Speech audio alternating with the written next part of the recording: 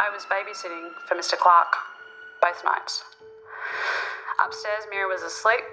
She goes to bed very late and I stay up until I hear her turn down her music. I make her brush her teeth, she feeds her fish, and then I tuck her in. On the Friday, I fell asleep about midnight and I heard Mr. Clark come in about 5 a.m. on Saturday morning. I heard a bit of noise about 5 minutes later too, heard him going up and down the stairs. So I went up to the bedroom to check on Mira, but she was asleep, so I went back downstairs to sleep again on the couch.